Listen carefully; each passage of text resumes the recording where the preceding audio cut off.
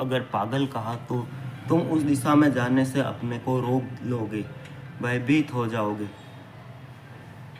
पागल तुम हो, पागल यानी जो दुखी है, जिससे अपने दुख को वास्तविक मान लिया है, जिसने वास्तविकता में ऐसी व्याख्या की है कि सिर्फ दुख ही वास्तविक मालूम होता है, आनंद कभी वास्तविक नहीं होता।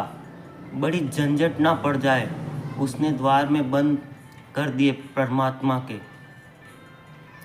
थोड़ा थोड़ा सर को अपने दुख से, अपनी तथाकथित वास्तविकता से थोड़ा सर को। इसलिए ज्ञानियों ने इस संसार को माया क्या कहा है, जो दिखाई पड़ता है, और परमात्मा को सत्य कहाँ, जो दिखाई पड़ता है, चारों तरफ दिखाई पड़ता है।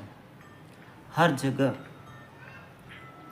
जगह टक्कर लग जाती है, परमात्मा कहीं दिखाई नहीं पड़ रहा। अजीब है ये लोग जो जिन्होंने दिखाई नहीं पड़ता। माया है सपना। रात जो तुम्हें सपना दिखाई पड़ता है, कह पड़ता है कोई कमी नहीं है, सुबह उठकर पाते हो कि सपना क्या। ऐसे ही एक दिन जब मौत आएगी तब पाओगे कि सब, मगर तब बहुत देर हो जाएगी। उसके पहले थोड़ा उपयोग कर लो, असर का उपयोग। आनंद की कसौटी समझो, अपने जीवन की हर अनुभूति को समझो। आनंद उपलब्ध हो रहा है, इससे मस्तिष्क सघन हो रही, इससे भगवान भाव आ रहा है। अगर आ रहा है तो छोड़ो फिक्र। विज्ञान क्या कहता है, तुम ठीक राह पर हो। जैसे कोई बगीचे के करीब आता है तो धीरे धीरे हवाएं ठंडी होने लगती है, बगीचा दिखाई भी ना पड़ता हो, तो तुम अनुभव करते हो कि तुम इस दिशा में जा रहे हो।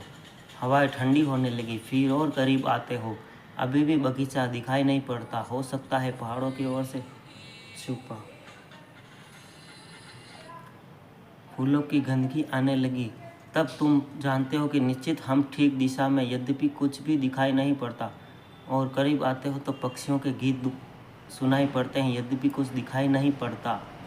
करीब आते हो तो देखते हो कि दो आदमी पास होकर गुजर गए उस दिशा में आते हुए, और उनके वस्त्रों पर फूलों की सांस थी। वे बगीचे से ही आते होंगे। और प्रमाण मिल रहा है, जैसे जैसे तुम्हारे जीवन आनंद बढ़े, शांति बढ़े, मस्तिष्क बढ़े, समाधि बढ़े, तो समझना कि परमात्मा की तरफ जा रहे हैं। उसका संगत करना।